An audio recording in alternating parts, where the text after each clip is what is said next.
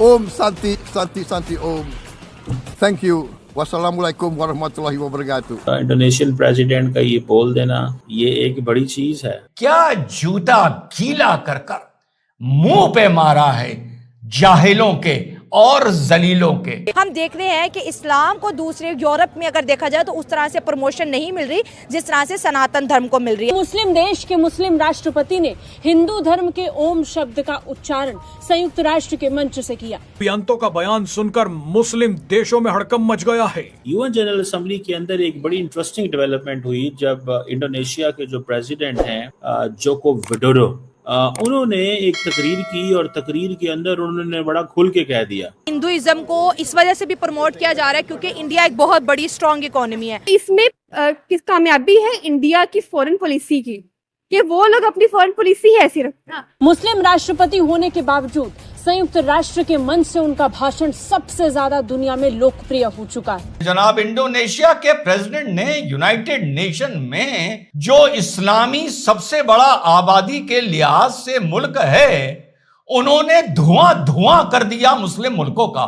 बहरहाल इस चीज को अगर देखा जाए तो ये एक इम्पोर्टेंट डेवलपमेंट है, ये कोई आम चीज नहीं है। इस समय हर तरफ इंडोनेशिया के राष्ट्रपति के भाषण की चर्चा हो रही है। इंडोनेशिया करीब है, किसके करीब है?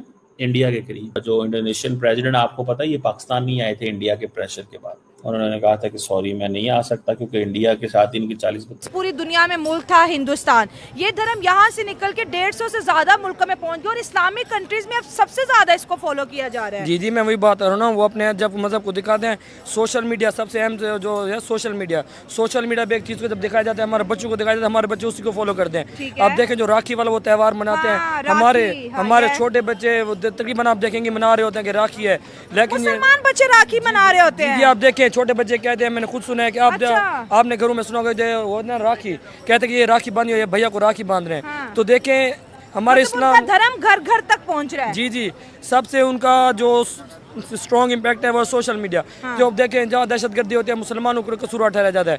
अब इंडिया में कोई बम ब्लास्ट हो, चाहे इंडिया के आपस के डिफरेंसेस हो, सिख और इंडिया का मसला हो, तो सिर्फ पाकिस्तान मुसलमानों को, स्पेशली मुसलमानों को हर जगह दिखाते हैं मुसलमान ही खराब है। लेकिन अगर देखें आप डीपली स्टडी करें इस्लाम को, इस्लाम की स्टडीज़ को, तो इस्लाम अमन का और इमन का मजहब है। कोई रिलीजन बुराई नहीं सिखाता और इस्लाम तो वैसे भी कहते हैं कि इस्लाम जो है अमन का मजहब है। लेकिन पता नहीं कैसे समझ ही नहीं आई ये दहशतगर्दी और मुसलमान और इस तरह की चीजें जुड़ के इस्लामोफोबिया पे आज तक किसी लीडर ने बात नहीं की। इमरान खान ने एक दफा कहा था कि तमाम इस्लामिक कंट्रीज के लीडर्स को मिलकर ये इस्लामोफोबिया पे बात करनी चाहिए, वरना जिस तरह से पाबंदियां मुसलमानों पे मगरिब में लग रही है, ऐसा लग रहा है कि 20 या 50 सालों के बाद वो तो किसी मुस्लिम की एंट्री नहीं करने देंगे। आप देखें अगर इमरान खान ने कहा, इमरान खान ने बात की इस्लाम के ऊपर जो भी बात करते हैं, आप देखें उसके ऊपर पाबंदियां लगा दी गई, उसकी हुकूमत को फौरन से खत्म कर दिया गया। पहले तो था इमरान खान हर की नज़र में अच्छा था, ये था जब ने उस इस्लाम की बात किया है तो हमारे IMF की पाबंदियाँ, IMF जो देखें हम अमेरिका है जो हमारे ऊपर है,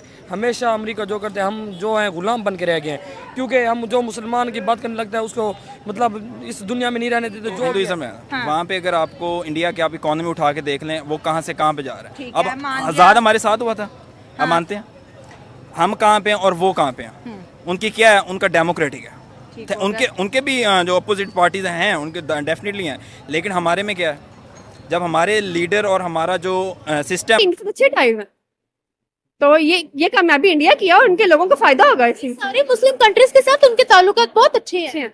देखें ना, इसमें फायदा तो उन कंट्रीज का भी होगा। जाहिर है सब कॉन्टिनेंट में इंडिया और पाकिस्तान एक अच्छी जियो स्ट्रेटेजिक इनकी एक स्पेस है, अच्छी रखते हैं, पोजीशन रखते हैं, तो इससे फायदा इंडिया के लोगों को भी है।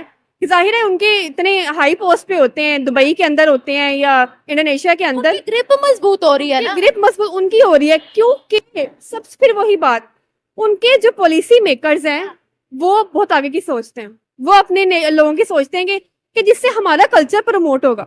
अब आप इंडोनेशिया की बात करें ना, अगर भला वहाँ पे मुस्लिम आबादी ज्यादा है लेकिन देखें ये कामयाबी है कि नहीं है कि वहाँ पे हिंदू कल्चर है, जो इंडियन कल्चर है वो कितना अच्छा प्रमोट हो रहा है, वहाँ पे कल्चर बहुत ज्यादा है प्रमोट हो रहा है। तो देखें इसमें कामयाबी इंडिया की कामयाबी।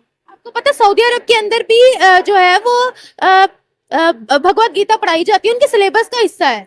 तो ये अब आप सऊदी अरब की बात करिए, सऊदी अरब में हमारे वहाँ से जो पाकिस्तानी हैं या उनको मतलब वो निकाल रहे हैं, कि आप लोग यहाँ से जाएं, लेकिन एट द सेम टाइम वो इंडियंस जो हैं, हिंदूज हैं, उन वो अच्छी पोस्ट पे।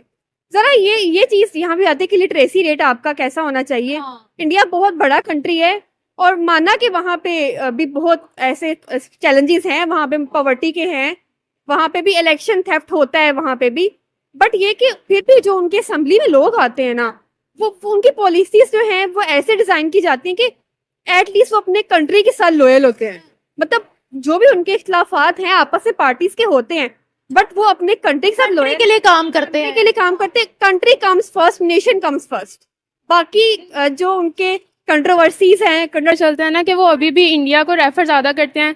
पाकिस्तान इवन दो एक मुस्लिम कंट्री है, लेकिन जब फॉरेन कंट्रीज में देखा जाता है तो वो ज्यादा इंडिया को जानते होते हैं क्योंकि उसका एरिया ज्यादा है, उसकी पॉपुलेशन ज्यादा है, और शायद सक्सेस रेट भी कह सकते हैं कि उनका थोड़ा ज्यादा है, इसलिए वो लोग इंडिया को ज्यादा पहचानते हैं। But I think it's really wrong कि पाकिस्तानी जो मुस्लिम कंट्रीज हैं उनके लीडर्स भी इंडिया को रेफर कर रहे हैं एज कम्पेयर टू पाकिस्तान, हत्ता कि उनको अपने मुस्लिम कंट्रीज को प्रमोट करना चाहिए। अच्छा, जो मुस्लिम कंट्रीज है दे आर नॉट पाकिस्तानी, जो इंडोनेशिया के मुस्लिम्स है दे आर इंडोनेशियंस। आपने बोला ना जो पाकिस्तानी है वो इंडोनेशियन है, और वो कह रहे हैं हमारी हिस्ट्री जो है वो इंडिया के साथ जुड़ी हुई है, हिंदू कल्चर जो सिविलाइजेशन है वो हमारे साथ जुड़ी हुई है। क्या कहें? आई थिंक सबसे पहले तो वो ये जान ले कि पाकिस्तान और इंडिया डिफरेंट है। उन्होंने तो पाकिस्तान का जिक्र ही नहीं किया। पाकिस्तान का जिक्र नहीं किया ना उन्होंने, इंडिया का ही सिर्फ जिक्र किया, तो वो पाकिस्तान का कर सकते थे। अच्छा, they could have said that. Indonesia की बात करते हैं तो इंडोनेशिया के अंदर दुनिया के सबसे ज्यादा मुसलमान बसते हैं। इवन आपको पता है इंडोनेशिया ने अपनी करेंसी के ऊपर गणेश जी की फोटो जो है वो छापी हुई है। ऐसा क्यों है बताइएगा? क्या वो अपनी सिविलाइजेशन के साथ वाकई जुड़े हुए हैं या फिर वो इंडिया के साथ ताल्लुकात मजबूत करना चाह रहे हैं? मुझे इस चीज का बहुत आइडिया तो नहीं है, बट आई थिंक कि ये इंटरनेशनल रिलेशंस के लिए हो सकता है। इसमें किस कामयाबी है इंडिया की फॉरेन पॉलिसी की कि वो लोग अपनी फॉरेन पॉलिसी है सिर्फ एक ही प्रेडिक्शन वो बाद में आती हैं।